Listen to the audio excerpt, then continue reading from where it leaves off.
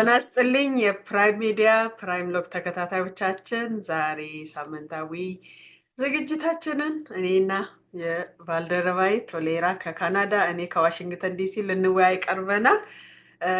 በተለይ ከተለያየ አካባቢ ሜሴጅ መልእክት ኢንቦክስ ለምታደርጉልን አስተያየት ለምትሰጡን እናመሰግናለን። እንዲሁም ደግሞ ከተለያየ ቦታ በዚህ ድምፅ ሁኑልን ብላችሁ የተለያየ ኢንፎርሜሽን ትልኩልን አላችሁ። ዲያስፖራ ስለሆናችሁ በነፃነት ድምፅ ሁኑልኝ ብላችሁ መልእክት እየላካችሁልኝ ነው። እንግዲህ እኛ ድምፅ የመሆን በጣም ዲያስፖራ ስለሆን ሳይሆን ፕራይም ሚዲያ የግል ሚዲያ ስለሆነ ድምፅ መሆን እንችላለንም መብታችንም ነው። ግን የሚላክልን እናንተ እኔን ታውቃላችሁ እንጂ እኔ በትክክል የሚላከው ኢንፎርሜሽን ከማውቀው ሰው ጋር ስላልሆነ ባለማቅረባችን ይቅርታ እንጠይቃለን። ሪፖርተሮች በየቦታ የለንም። አስቸጋሪ ነው። ዓለሙ እንግዲህ ጠባብ ናት። ሚስሊዲንግ የሆነ ኢንፎርሜሽንም እንዳይመጣ ከጥንቃቄ የተነሳ ነው። ግን አጋጣሚ የተጣራ ወይ ትላልቅ ሚዲያዎች የተናገሩት ከሆነ ያው ኃላፊነትን ወስደን እኛም እንወያይበታለን እና ይሄም በማለት ቶሌራ እስኪ አንተ ዲያስፖራ ውስጥ መጀመሪያ ፕሮግራማችንን ስንጀምር ዲያስፖራ ብለን ነው የምንጀምረው።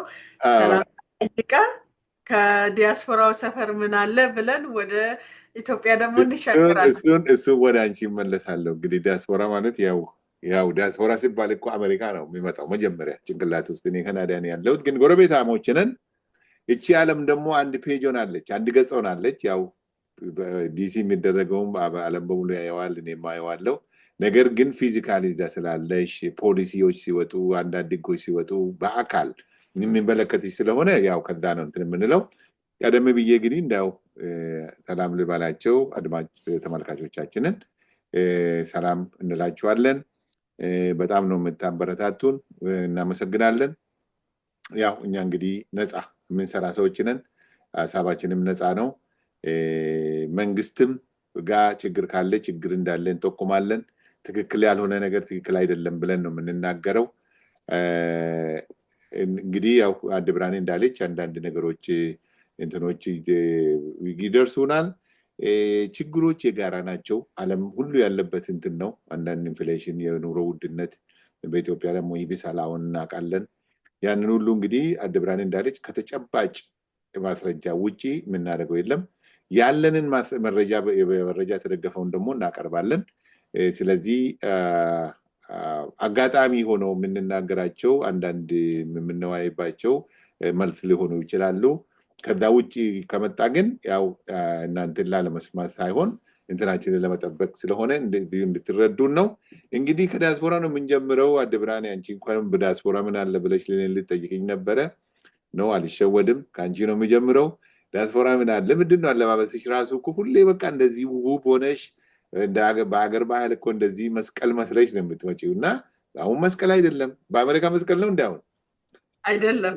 አዎ የመስቀልነቱ አሁን ወቅቱ የግራጁዌሽን ሰዓት ነው፣ የምርቃት ሰዓት ነው።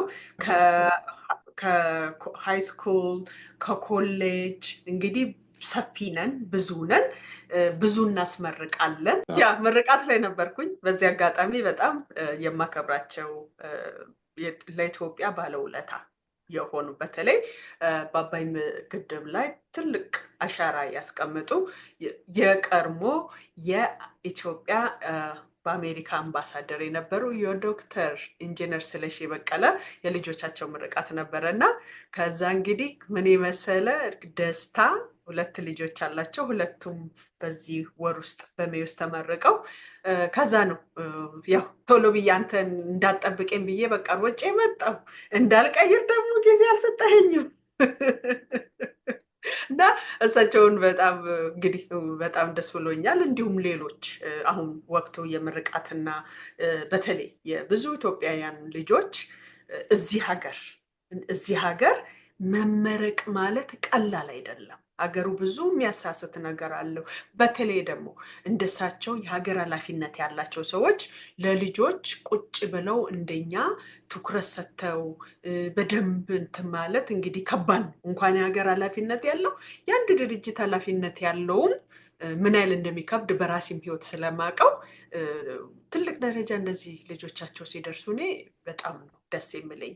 ከከፈሉት ዋጋ በተጨማሪ ባህላቸውን ጠብቀው ራሳቸውን እንትን ብለው ሳይጠፉ ለወጡት ደስታ ነው። እንደውም ደስ የሚለው አንድ እናት የካባ ሽልማት አደረጉ።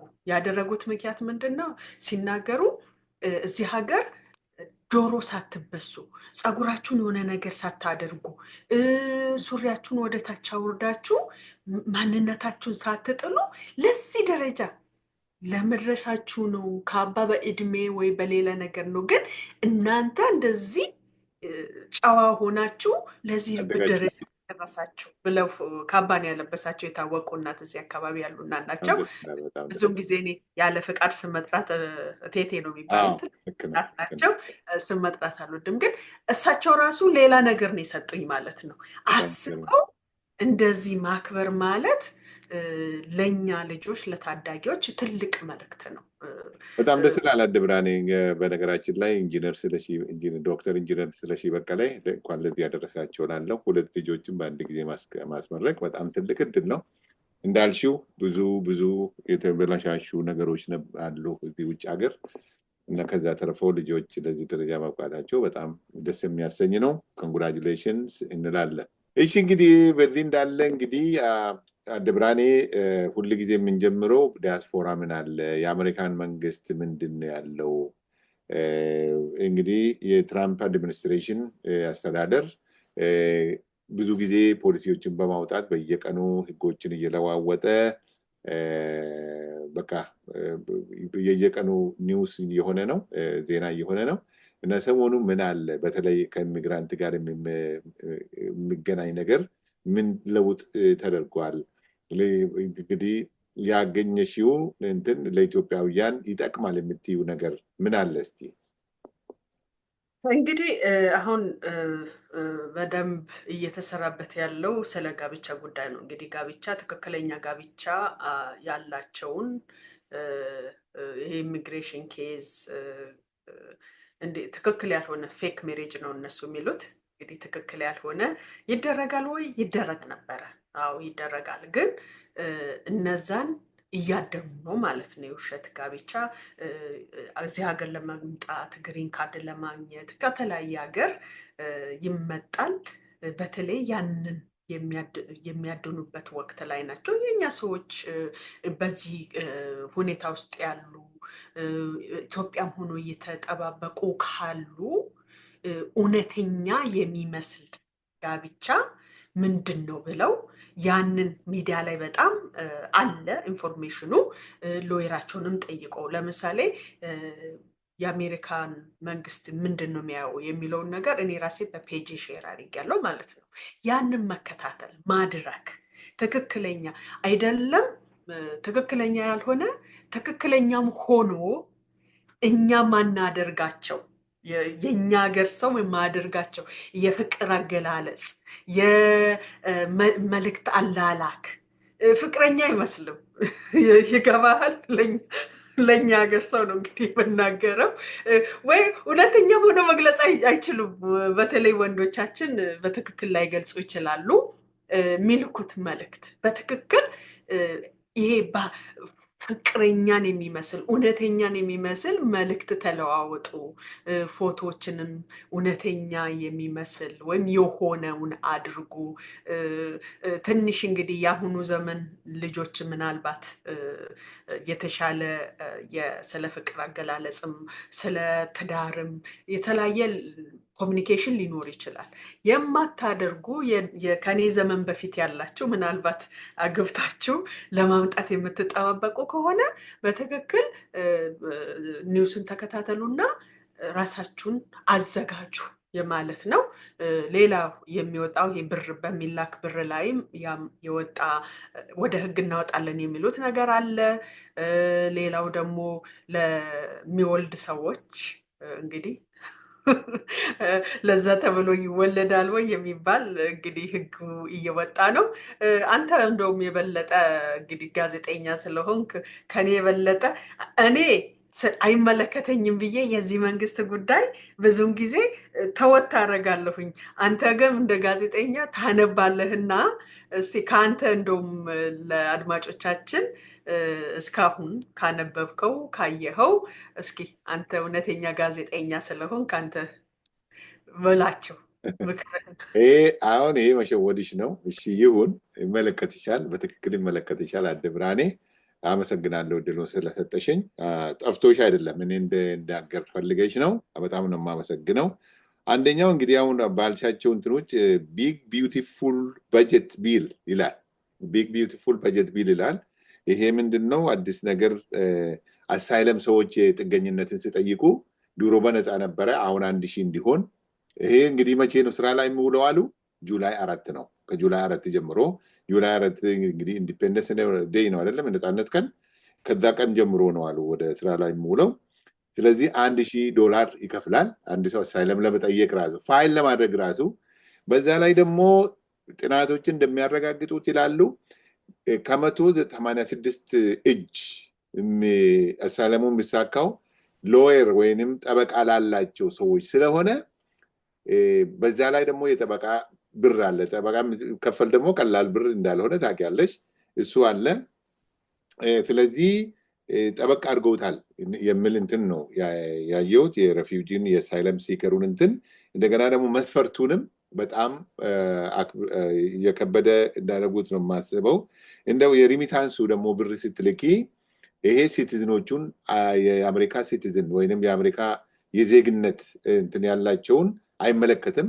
ግሪን ካርድ ያለው አሳይለም ሲከሩ ማንኛውም ቪዚተሩም ይሁን ከአሜሪካ ወደ ኢትዮጵያ ሚልክ ወደ ሀገሩ ሚልክ ማለት ኢትዮጵያ ነው እንግዲህ እኛ የምንመለከትን እንጂ በሙሉ በመላው ዓለም ነው። ወደ ሂንድ ሊሆን ይችላል፣ ወደ እስራኤል ሊሆን ይችላል፣ ወደ ባንግላዴሽ ሊሆን ይችላል፣ ወደ ቻይና ሊሆን ይችላል።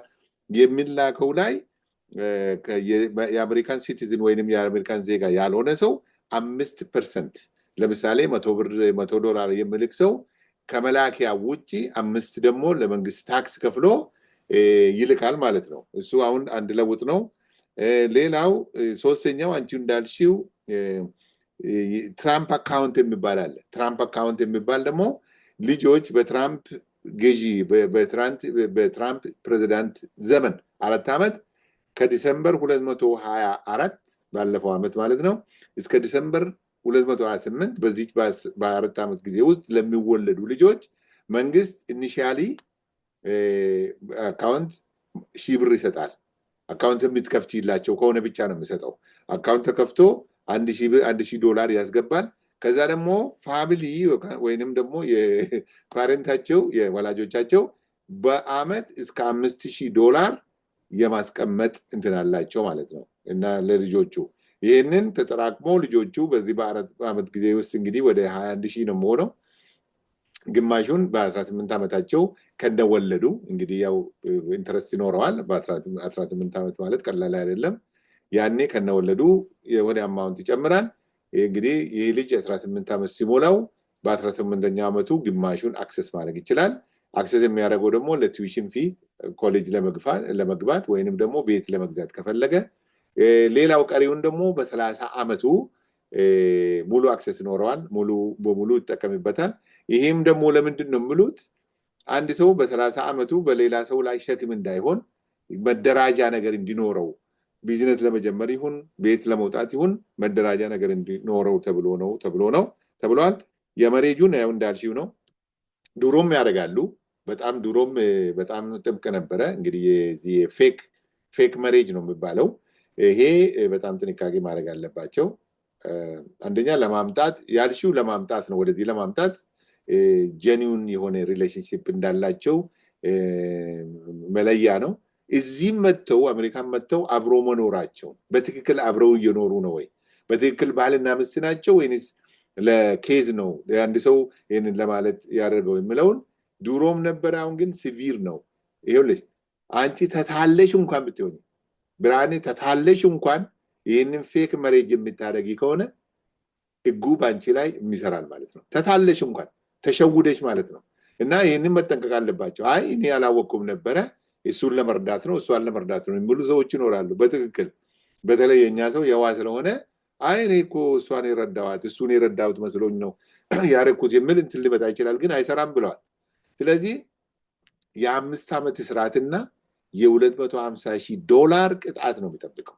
እንደገና በእድሜ ልኩን እንደዚህ አይነት ፕሮሰስ ሰው ለማምጣት ሰው ለመጋበዝ በአሜሪካን እንትን ይታገዳል። ይህ ሰው በጣም አደገኛ በጣም ኃይለኛ ህግ እየወጣ ስለሆነ መጠቀቅ አለባቸው። በትክክል ይሄ ሲደረግ ቆይቷል። አዎ ለምን ሰው ለመረዳዳትም ሊሆን ይችላል፣ በመሸጥም ሊኖር ይችላል። ካናዳ ውስጥም አለ፣ አሜሪካ ውስጥ አይደለም። ካናዳ ውስጥም እንደዚህ ከደረሰበት እንደዚያ ነው። ይሄን ግን እንደ አሜሪካን እንዳሁኑ አሁን ካሊፎርኒያ ውስጥ ሳንዲያጎ ካሊፎርኒያ ብዙ ሰዎች እየተያዙ እየታሰሩ ነው ይላል እንግዲህ ሪፖርቱ። በዚህ እንትን ጥብቅ ስለሆነ እየተከታተሉ ስለሆነ ቤታቸው ሄደው መኝታ ቤት ገብተው ቁም ሳጥን ገብተው ፍሪጅ ገብተው ይሄ ሁሉ አጥንተው ነው አሉ እንትን የሚሉት። ቀላል ነገር ስላይደለ በጣም ጥንቃቄ ማድረግ አለባቸው የሚል መልእክት ነው ያለን። እንግዲህ ይሄ ነው እንግዲህ ያለው በትራምፕ በኩል። ከዛ ውጭ እንግዲህ ሌላውን እንግዲህ የዲያስፖራ ነገር ፕራይም ሚኒስቴሩ አሁን አውሮፓ ሀገር ናቸው። አሁን እንግዲህ እሱን ሲያጠናቅቁ በደንብ እንትኑን ተረድተን ሌላ ጊዜ ለአድማጮቻችን ለተመልካቾቻችን እናደርሳለን። ዲያስፖራ እንግዲህ ያለኝ ይሄው ነው። አድብራኔ በጣም ጥሩ። እንግዲህ ስለ አሜሪካ ስናወራ የአሜሪካ ዜጋ ስለሆንኩኝ የአሜሪካን ኢንተረስት ስለምጠብቅ ቀዝቀዝ ብሎ ወዴት ይወጣል እንዴት ይሻላል። አሁን ያለንበት ለዜጎቹም የሚያስፈራ ነው። ህጉም በጣም ቴክኖሎጂው ባክግራውንድ ቼክ የሚደረገውም አስቸጋሪ ነው እና ካናዳዎቹም የመብታችሁ በደንብ የመወያየት እንደተጠበቀ እንደሆነ ነው ማለት ነው።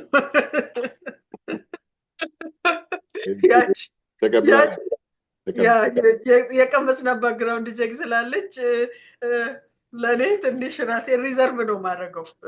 አሁን እንደ ድሮ ሚዲያ ላይ ምንም ግድ የለም ባይዘወይ መጀመሪያ ፍሪደም ኦፍ ስፒች የሚባል አለ የአሜሪካ ውስጥ ማለት ነው። እንደዛ ተብለን የምናደርገውን ሁሉ እየተውን ነው። ምክንያቱም ያላቸው አሁን አካሄዳቸው በተለይ ያለው አዲሱ መንግስታችን ከኮንስቲቱሽኑ በላይ ነኝ እያሉ ነው ስላለ ወዴት ቤት በኩል እንደሚመጡ ስለማይታወቅ እስኪ እንደኛው ጠባይ መግዛት ታገሺና መቼስ ያው የዚህ ሰውዬ መጨረሻው ስለሆነ ሌላ እንደገና የመመረጥ ስለሌለው እንግዲህ በጣም ቀላል አይደለም። ብዙ ለውጦች ሊመጡ ይችላሉ። ለዛ ነው ደስተኛ እኔ ሲጀመር መጀመሪያም ለምርጫው ላይም መራጭ አልነበርኩም። እኔ ዲሞክራቲክ ፓርቲ ነኝ መመርጠውም ካምፔን ማድረገውም እና አሁን ደግሞ አካሄዳቸው እንግዲህ ለመረጡት ብዙ በተለይ ኢትዮጵያውያኖች እዚህ አካባቢ እሳቸው መርጠዋል። ግን አካሄዳቸው ደግሞ ሁሉንም እየነካ ስለሆነ በእርግጥ አብዛኛው ህግ ምናልባት ይሄ ከትምህርት ቤት ግራንት ከትማረግ የተለያዩ ለምሳሌ አሁን ባጭሩ ቪኦኤ ላይ እጄ ስንቴ ነው እኔ ሀሳቤን የሰጠሁት። እዛ የሚሰሩ ስንት ጓደኞች አሉ። ብዙ ቀጥታ እኔ እናንተን ባይነካም በጓደኝነት በብዙ መንገድ ሚነካ አለ ብዙ አለና እቺ ጊዜ እንደምንም ብለን እንደው 4 ዓመቷን በጸባይ ለምን በተለይ ለየት የነበረች ህግ ነበረች። ያቺ ህግ ከተነሳች ወዲህ እኛ በተለይ ማይኖሪቲ የሚባለውን ወይም ዳይቨርሲቲ የሚባለውን የሚጠብቀን ህግ ነበረች። ያችን ህግ መጀመሪያ ነው ያነሳት።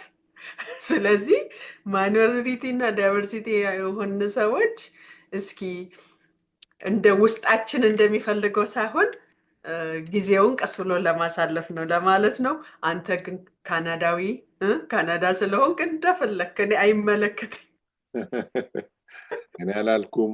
አሜሪካ አሜሪካ ውስጥ እንትን ያለ ሀምሳ አንደኛ ስቴት ያው እስካሁን ስላልሆናችሁ አንተ መብት አለክ። እሺ እና ግድ የለም እሱን እንመጣበታለን። ግድ የለም ነው ትልቅ ሀገር ነው። ብንጨመርበትም ያው ይጠቅመናል እንጂ አይጎዳንም። ግን የካናዳ ህዝብ እሺ አይለም፣ በፍጹም እሺ አይለም። ይወዱታል። በጣም ነው ሀገራቸውን የሚወዱት። ይሄ እንደዛ ነው እንግዲህ። እስኪ ወደ ኢትዮጵያ እንሻገራ። እሺ እስኪ ወደ ኢትዮጵያ ስንሻገር እስኪ ሰሞኑን የኤርትራ የነፃነት ቀን ተከብረዋል። እዛ ላይ የኤርትራ ፕሬዝዳንት የተናገሩት ጓዶቻችንን፣ የሚዲያ ባለሙያዎችን፣ ፖለቲከኞችን እንዳስቀየመ ነው እኔ የተረዳሁት ከዚህ ሚዲያ ላይ። አንተ ደግሞ ምንድን ነው የተረዳኸው? እስኪ እዛ ላይ እንደው የራስህን አረዳድ። ደስተኞች እንዳልሆኑ ነው እኔ የተረዳሁት። ኢትዮጵያውያኖችም ይሁኑ በሳቸው ንግግር ያልተደሰተ እንዳለ ነው እኔ በብዛት ያየሁት ሚዲያ ላይ። አንተ ከንግግራቸው ምን ተረዳክ? የሰውንስ ሪአክሽን እንዴት አየኸው? እስኪ ወደ አንተ። በጣም ታንኪዩ አድብሬ።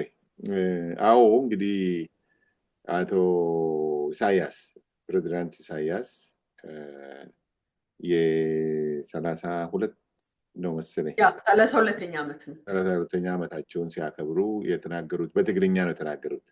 እኔ ትግርኛ በትክክል በሙሉ አልሰማም።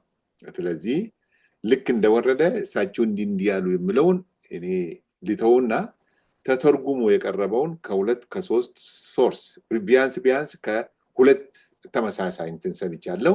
እንደገና ደግሞ ብዙ ሰዎች ከሚጽፉት ጽሁፍ ፌስቡክ ላይ የተለያየ ሚዲያ ትዊተር ላይ ምናምን ከሚጽፉት እንትን ተረዳሁት። አንድ አይነት እንትን ስለሆነ ትርጉም ስለሆነ የገባኝንና የተረዳሁትን ያመንኩበትን ብቻ ነው የምለው።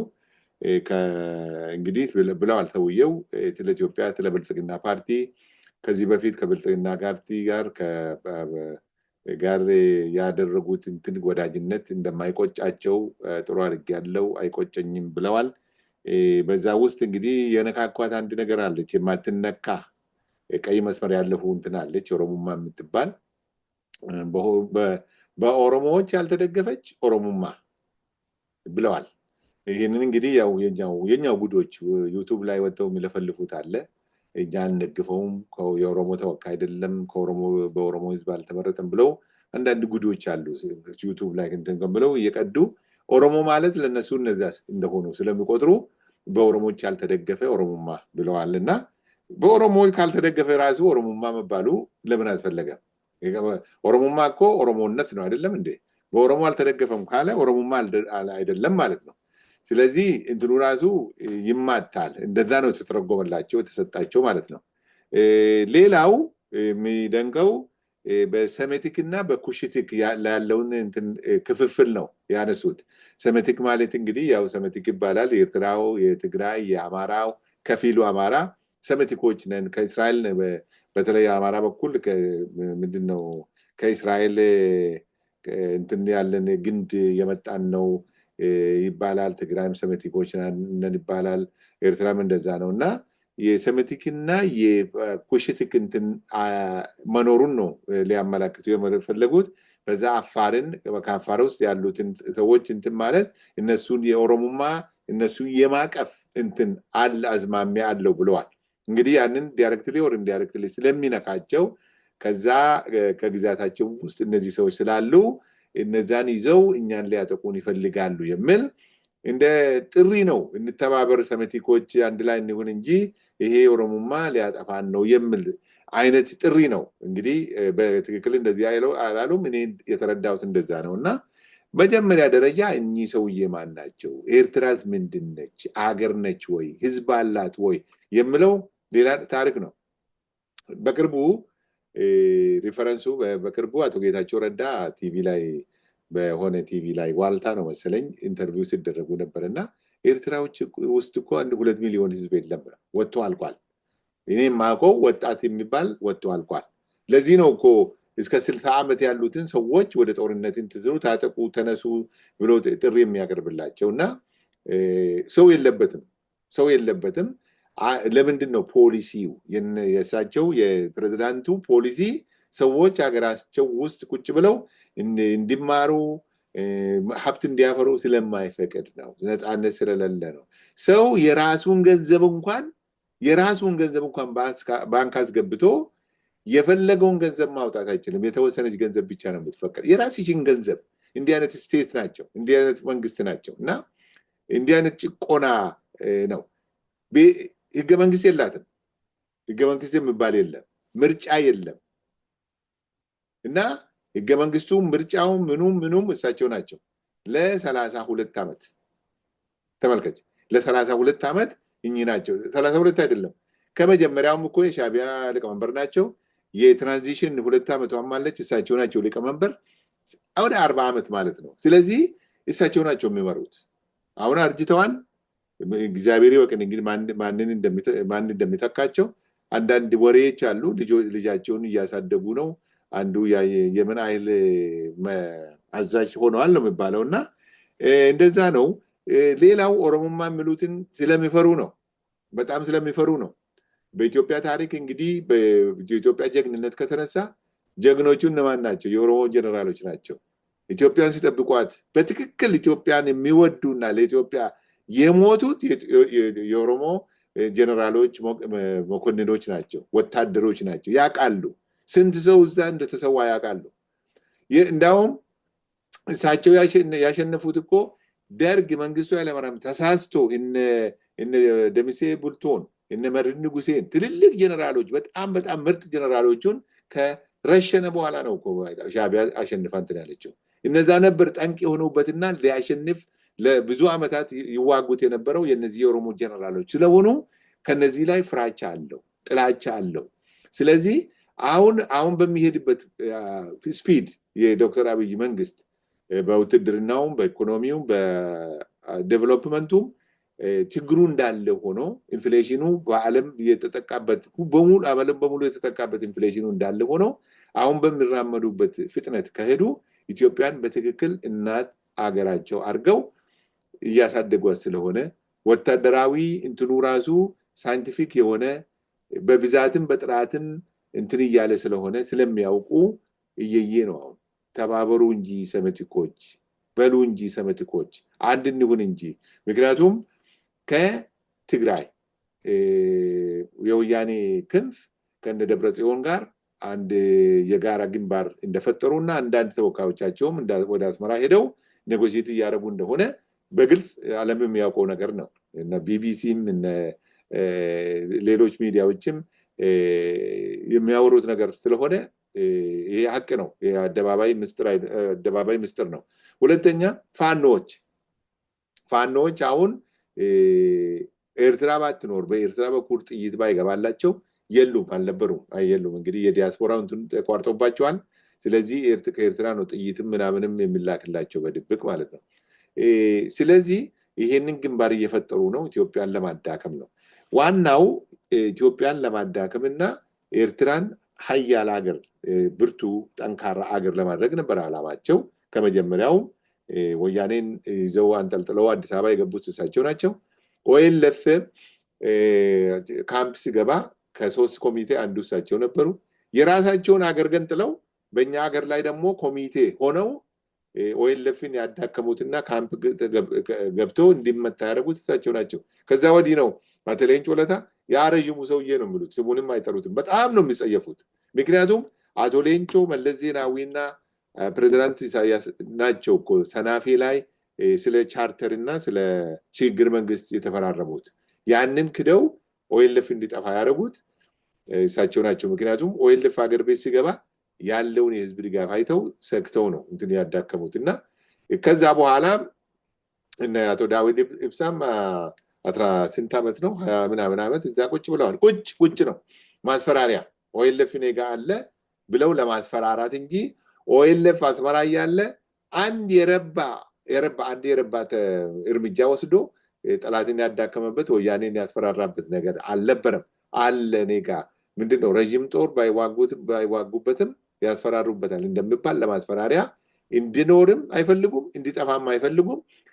ከተጠናከረ ለሳቸውም ስጋት ስለሚሆን ከጠፋም ደግሞ ሌላውን ለማስፈራራት ስለሚጠቀሙበት ብቻ እንትን ብለው ጉዳያቸውን ሲጨርሱ በሉ ውጡ አሉ። ውጡ አለውና አባረሯቸው እኮ እነ ዶክተር አብይ ወደ እንትን ሲመጡ ካሁን በኋላ ኢትዮጵያ ውስጥ ሄዳችሁ እንትን ማለት ስለምትችሉ ካሁን በኋላ እኛ ድጋፍ አንሰጣችሁም እና ሀገራችን ልቀቁ ተብሎ እኮ ነው የተባረሩት። እንደዚህ አይነት መጫወቻ ነው ያደረጉት እነሳቸው። ወደ ዶክተር አብይም ወደ ስልጣን ሲመጡ እንግዲህ ያው ይዳከማል።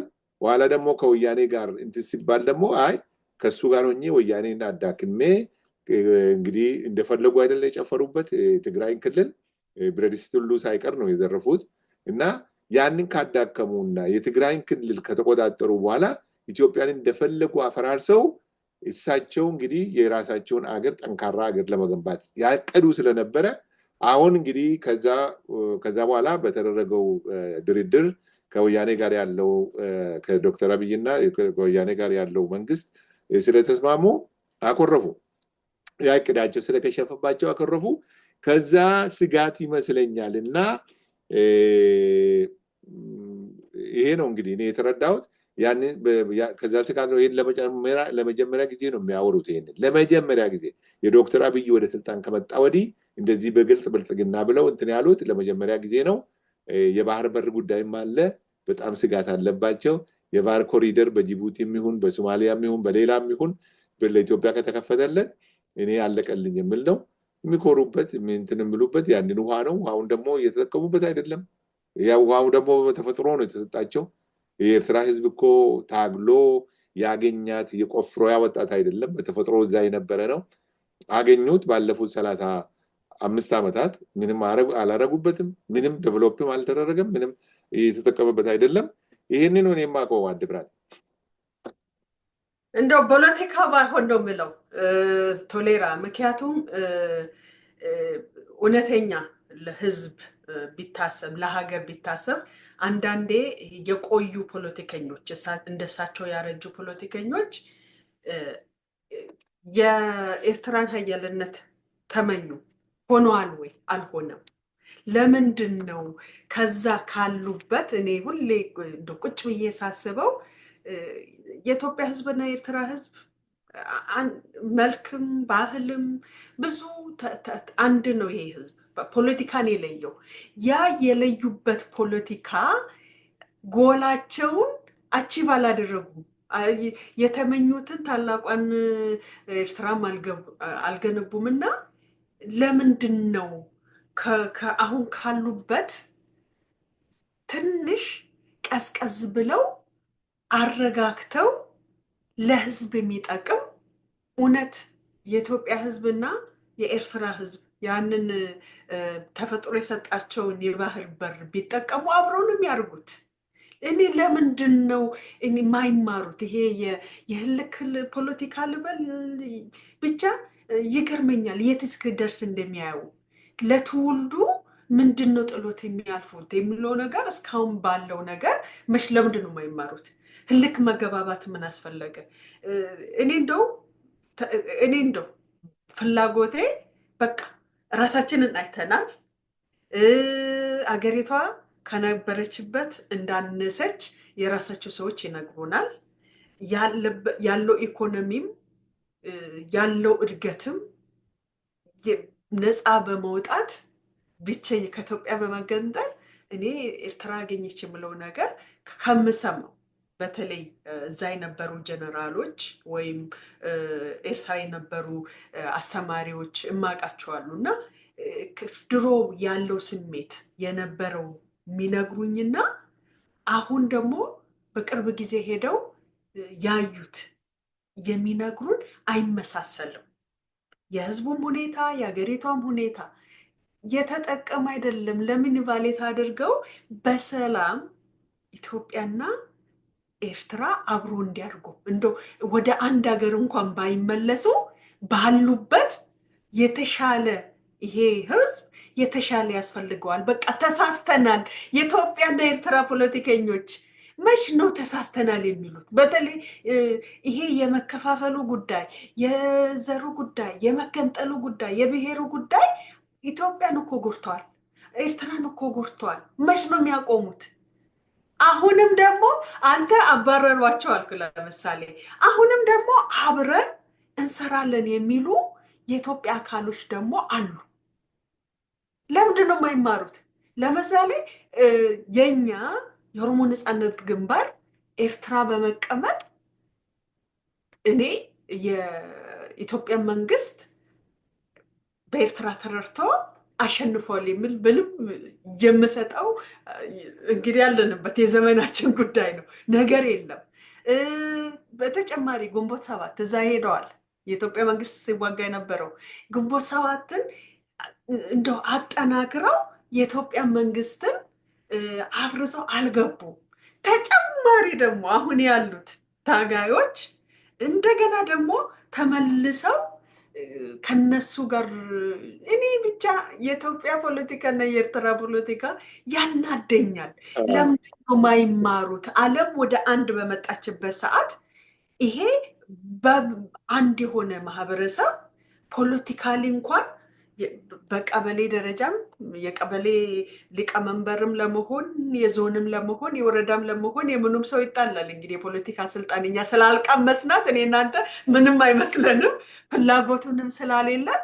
ግን ያችን ትንሽ የራስን ፍላጎት ትቶ እንደ ሀገር እንደ ህዝብ ቢያስቡ እውነት ኢትዮጵያ የባህር በሩን ብትጠቀም ኤርትራም ደግሞ ያንን በመፍቀዷ ከኢትዮጵያ ጋርም የምታገኘው ነገር ቢኖር አንድ ላይ ያርጋሉ፣ የበለጠ አያል ይሆናሉ። በኢስት አፍሪካ እንደውም አንድ ላይ ተደምረው የበለጠ አያል ከዓለምም ይሆናሉ። እና የልጆቻችን እኮ አንድ ላይ ነው የሚውሉት። እዚህ ዲያስፖራ ያሉት፣ እዚህ በዋሽንግተን ዲሲ ያሉት ጓደኛሞች እኮ ናቸው። መልካቸው ይመሳሰላል። አሁን እኔ ኤርትራ ልጆች ጓደኞች ናቸው፣ መልካቸው ደግሞ ይመሳሰላል። እና ስለዚህ ሀገር ሁለቱ ራስ ሆነን የመናገር አንዳንዴ እነሱን ሳይ ሰው ምናልባት ዲቴል እናንተ ኢትዮጵያውያኖች ናቸው እናንተ ኤርትራኖች ባችሁ ሰው አይጠይቃቸውም። ለምን ይመሳሰላሉ? ውሏቸው አንድ ነው። በጣም ይከብደኛል። ይሄ ፖለቲካ ብቻ የአሻጥር እና የሽር ፖለቲካ በዚህ ትውልድ መቆም አለበት። ሽማግሌዎች የጀመሩት በነ ዶክተር አብይ ልጆች ናቸው። ዶክተር አብይ አሁን የሽማግሌዎችን ፖለቲካ የገንጣዮችን፣ የአስገንጣዮችን፣ የበታታኞችን ይሄን ሁሉ ማስቆም አለባቸው። በልጦ መገኘት አለች። በጉልበት ሳይሆን በብልሃት በልጦ መገኘት አለባቸው። ይሄን ሀገር ማሻገር፣ ይሄን ህዝብ ወደ ብልጽግና እንዲገባ፣ ወደ እድገት እንዲገባ፣ ወደ አንድነት፣ ወደ ሰላም እንዲገባ የተቻላቸውን መጠን በሰላምና በእርቅ ላይ የውጭንም መንግስታትንም በመጠቀም እዛ ላይ መስራት አለባቸው።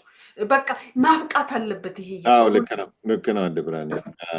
አዎ እንግዲህ ችግሩ አፍሪካ ውስጥ በተለይ ኢትዮጵያና አካባቢ ኤርትራም ጨምሮ አቅምን አለማመዛዘን አለ፣ አለማወቅ።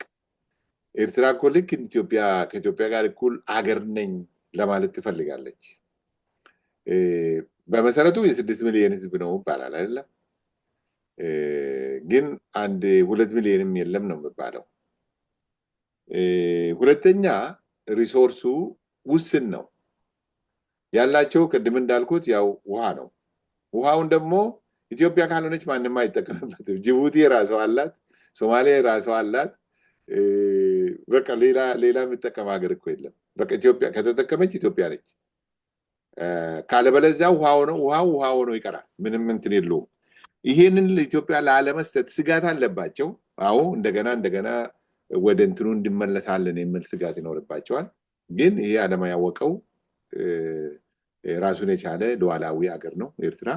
ይሄ በዚህ ላይ ጥያቄ ያለው ሰው አይኖርም። ዶክተር አብይም ከዚህ በፊት ፓርላማ ላይ እንትን ስሉ የኤርትራን እንትን ክፋን ሲናገሩን የሰምቼ አላውቅም። የኤርትራ ህዝብ ወንድሞቻችን ናቸው ብለው ነው የሚያወሩት። ከዛ ውጪ እንግዲህ መኮፈስ አለ። መኮፈስ ልክ ሀያል ሀገር፣ ጠንካራ ሀገር፣ በምንም አይነት የማይሸነፍ ሀገር ያቺ የዛሬ 33 ዓመት ደርግ ዓለም የጠላውን ደርግ ሶሻሊዝም በአሜሪካም በሌላም ተረድተው ከወያኔ ጋር ተባብረው ከኦኤልኤፍ ጋር ተባብረው እድል ቀንቷቸው ህዝቡ ረድቷቸው ያሸነፉትን ዛሬም ያጉልበታለኝ ብሎ ነው የሚያስቡት። አቶ ዳንኤል ክብረት ናቸው መሰለኝ ዝንጀሮ የሚወድቀው ድሮ ያለውን ጉልበት አሁንም አለኝ ብሎ ሲዘል ነው መሃል ላይ ይወድቃል። ካረጀ በኋላ አሁንም እንደ ድሮ ያስብና ይዘላል፣ መንገድ ላይ ይወድቃል። ዝንጀሮ የሚሞተው የሚጎዳው እንደዛ ነው። እኚህ ሰውዬ ሁሌ ጦርነት ነው። እኔ የሚሰማው ኤርትራ ስትለማን ሰምቼ አላውቅም። ቅድም እንዳልሽው እዛ ሀገር ሄደው የሚመለሱ ሰዎች በጣም ነው የሚያዝኑት። ከተማው በሙሉ ገምቷል ነው የምልሽ። በጣም የለም በቃ ምንም ልማት የለም፣ እድሳት የለም። መንገዱ እንትን ብለዋል፣ ህንፃው አርጅቷል። ምንም አይነት እንቅስቃሴ የለም። ሰው የራሱን ብር እንኳን ቅድም ተናግሬያለሁ፣ የራሱን ብር እንኳን አስቀምጠው ለማውጣት የመንግስት ፍቃድ ይጠይቃል። ስለዚህ አገር እሳቸው እንደሚኮፈሱት አይደለም። አገሩ ከኢትዮጵያ ህዝብ ጋር ሲነጻጸር የአንድ ክልል የሶማሌ ክልል እንኳን አያክሉም። የሶማሌ ክልል ወይ የሌላ ትንሽ ክልል አያክሉም። አንድ ክልል ናቸው እና ይህንን እንደ ትልቅ ሀገር እንደ ሀብታም ሀገር ሆኖ ሰውየው ሲፈክሩ እኔ አፍራለሁ በሳቸው ምትክ። እና ይሄ ትልቅ ራስን አለማወቅ ይመስለኛል። ሌላው እንግዲህ የተደሰቱም ያልተደሰቱም አሉ። በዚህ አሁን ቅድም መግቢያ ላይ ያልሽው አንዳንድ ሰዎች ያልተደሰቱ፣ ሚዲያ ላይ የተደሰቱ አሉ። ፋኖ የሚደግፉ ለእንትና የሚደግፉ የኛ ሰዎችም ኦሮምኛ የሚያወሩም ሰዎች ዩቱብ ላይ ከኢሳያስ ጋር ደግሞ ኢሳያስ ሊዋጋ ነው፣ ኢሳያስ ወቅቶ አብይን ጥሎ ለነሱ ስልጣን እንደሚሰጥ ያስባሉ። ሞኞች በጣም ሞኞች። ከዚህ በፊትም ሶማሌ ጋር እንትን በቃ አለቀለት አብይ ሲሉ ነበር። ወያኔ ስትመጣም ወያኔ በቃ መጣ አዲስ አበባን ይዛ ለኛ አስረክባት ትሄዳለች ብለው ሞኞች። ኢማጂን አንድ ሰው ከኤርትራ መጥቶ ተዋግቶ አብይን ጥሎ ስልጣን ሰጥቶ የራሱን ገንዘብ ከፍሎ የራሱን ሪሶርስ እንትን ብሎ የራሱን የዜጎቹን ህይወት ከፍሎ መጥቶ ነፃ አውጥቶ ለአንቺ ሰጥቶሽ ይሄዳል። ኢማጂን እንዲህ አይነት አስተሳሰብ እኮ አለ። በጣም የሻገተ በጣም የወረደ አስተሳሰብ እኮ አለ። እንደዚህ አይነት ሰዎችም አሉ። አንድ ነገር ኮሽ ባለ ቁጥር እሰይ በቃ አብይ ሊወድቅ ነው የሚለውን ነው እንጂ አብይ ከወደቀ በኋላ ምን እንሆናለን፣ ህዝባችን እንዴት ይሆናል፣ ምን አይነት አስተዳደር ነው፣ የራሳቸው ምንም እንትን ስለሌላቸው ይህን ምኞት የሚያስተጋቡ አሉ። የተደሰቱም አሉ። በጣም የተሰማቸው ደግሞ በዚህ አነጋገሩ በተለይ ኦሮሞ ሁሉ አንድ ስታንድ ሊኖረው ይገባል ብለው የዶክተር አብይን መንግስት የማይደግፉ እንኳን አሉ፣ የጻፉ የተናገሩ እንትን ነው ያለውና ይሄ ነው ትክክለኛው እንትን። እንደ ኩሽ እንደ ኦሮሞማችንን መንካት የለባቸው፣ በፍጹም መንካት የለባቸው። ይሄ ኦሮሞ ሲናገር ሞኝ ይመስላቸዋል።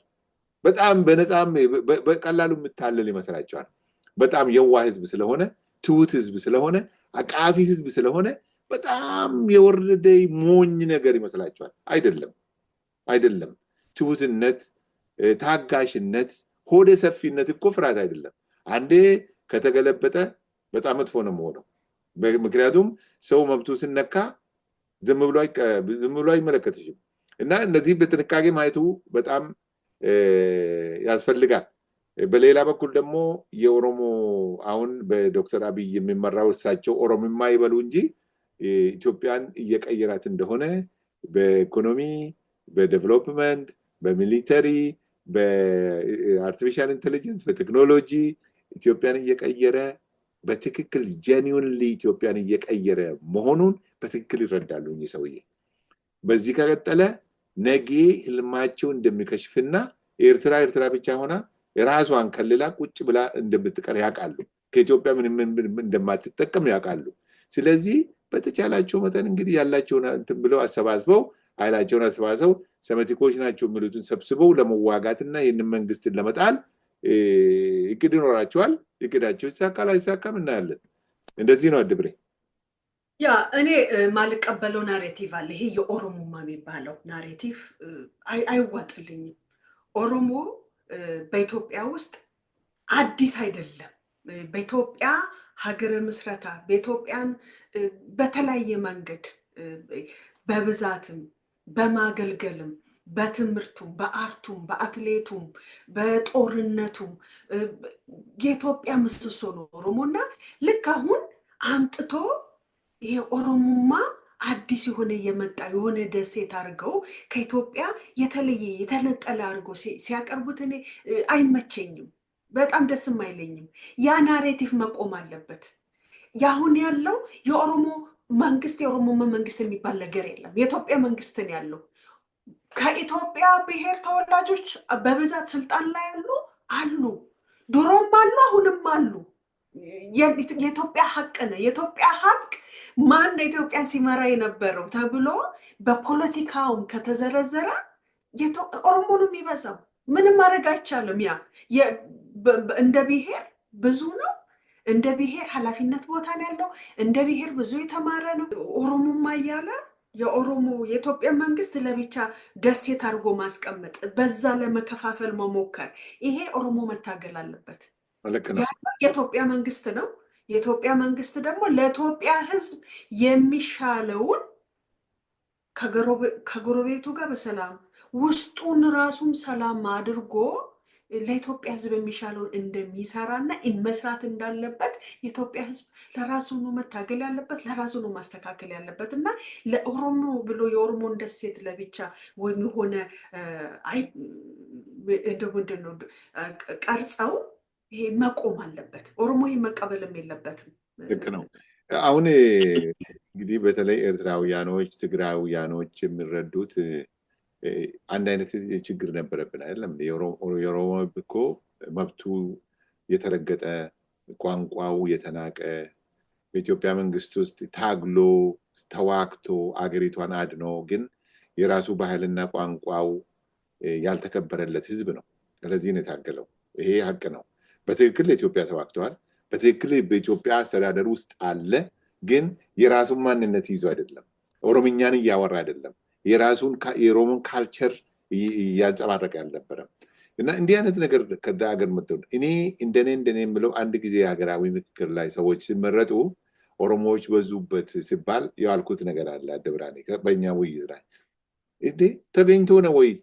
ምክንያቱም ጀኒውን ነው። ኦሮሞ እዛ ከተመረጠ በትክክል ለአገሩ አምኖበት ነው የሚገባው። ማምንበት አይገባም። ልክ የኛ ጽንፈኞች የሚባሉት ኢትዮጵያን በማጥላላት የሚናገሩ ሰዎች በቃ ሚሊዮን ብር ቢሰጣቸው ሚሊዮን ዶላር ቢሰጣቸው የሚገቡ አይደለም። ያላመነበት ላይ አይገባም። እቺ ኦሮሞማ ትባለው በትክክል እኮ እንዳልሆነ ያውቃሉ።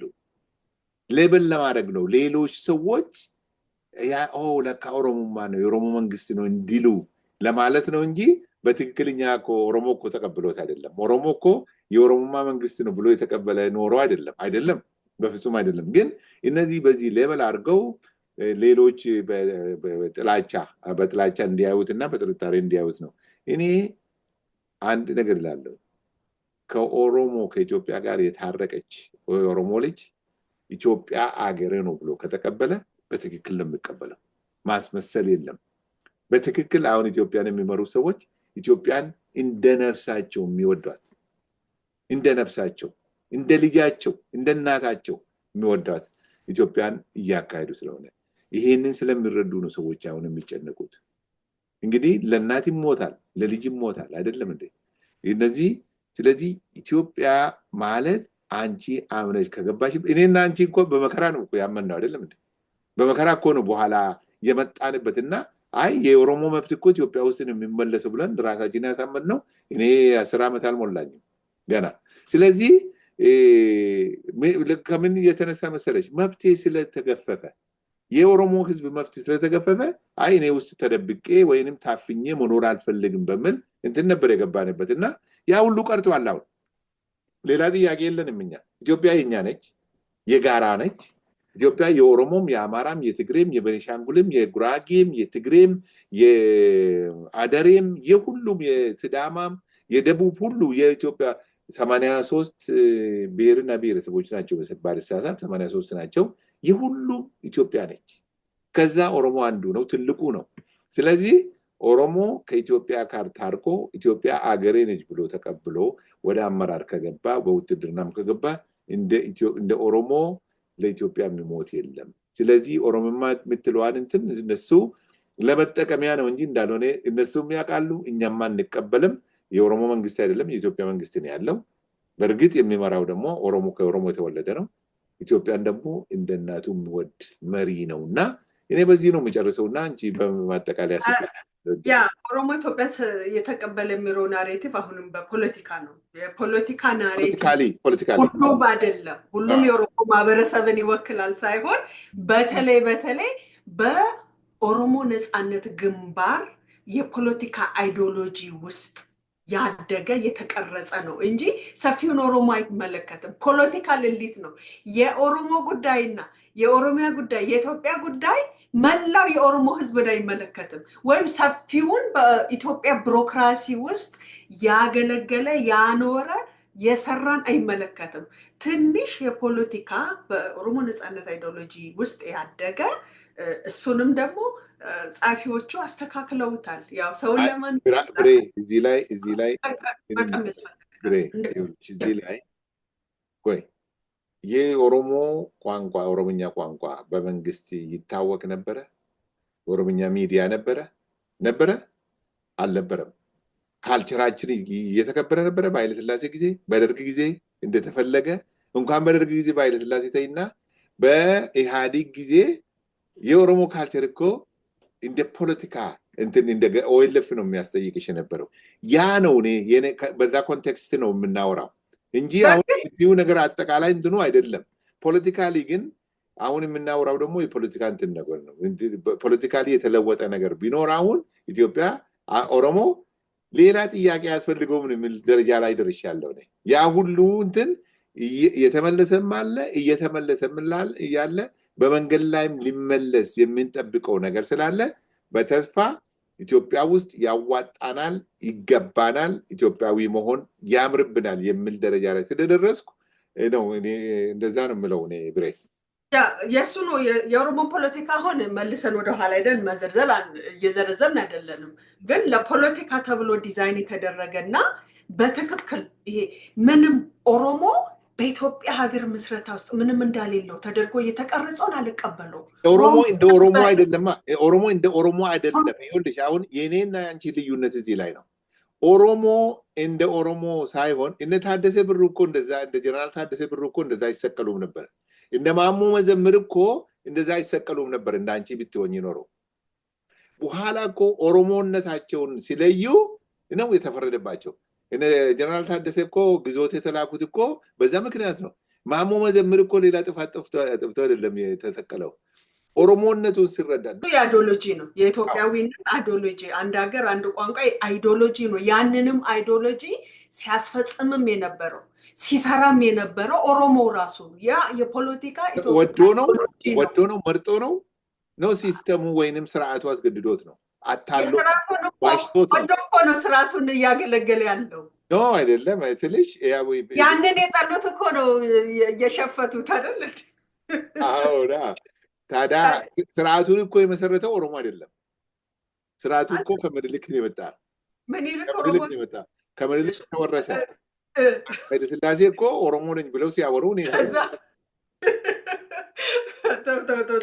እውነቴን ነው። ኃይለ ሥላሴ ኦሮሞ ነኝ ብለው የትም አልተናገሩም። የነበረው ፖለቲካ የዘር ፖለቲካ በሰዓቱ አልነበረም እንጂ የኃይለ ሥላሴም ዘር ባሁኑ እንዳሁኑ በትክክል ቢዘረዘር ወይም ዴኔ ቢሰራ የሚኒሊክ እኔ እሱን ነው እያልኩ ያለሁት። ፖለቲካል አይዲዮሎጂ ነው። የፖለቲካል አይዲዮሎጂ ናሬቲቭ ችግር ነበረው። ያ ችግር እርስ በራሱ አባላው፣ እርስ በራሱ ቀየረው። እኔ እናቴ ስትታሰር ለሷ ፍርድ ቤት ውስጥ ቋንቋ አፋን ኦሮሞ የሚናገር ጠበቃና የህግ ባለሙያ ኦሮሞኛ ተናጋሪ ነው እምቢ አላት። እናቴ አትችልም፣ ኦሮሞኛ ተናጋሪ ነው በስርዓቱ እምቢ አላት። ያ ሰው ስርዓቱን ነው እየገነባ ነበረ። ስርዓቱን ነው እየገነባ ያለው ራሱ ቋንቋን እያወቀ ለራሱ ለሷ መናገር ሲችል ያው ያን ስርዓቱን ነው እየገነባ ያለው። ያ ስርዓት ደግሞ አሁን ተስማማን አይደል? ሰውየው በደም ኦሮሞ ነው፣ በትውልድ ኦሮሞ ነው። ግን ስርዓቱን የሚያካሂደው ግን በተዘረጋለት ስርዓት ውስጥ ነው፣ ሲስተም ውስጥ ነው።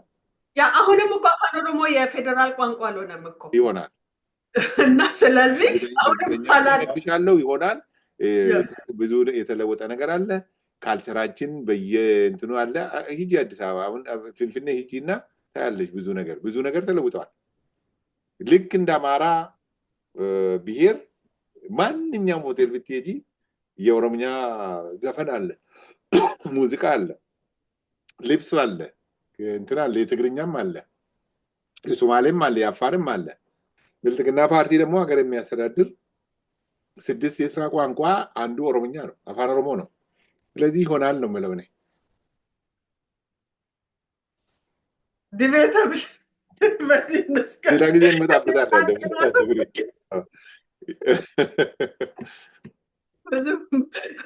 ምንከራከርበት የኦሮሞማ ጉዳይ እና የኢትዮጵያማ ጉዳይ ብዙ የኦሮሞማ የሚሉትና የኦሮሞማ መንግስት የሚሉትን እንጋራለን። አልቀበልም። የለም እንዲህ አይነት መንግስት የለም። ኖ የለም።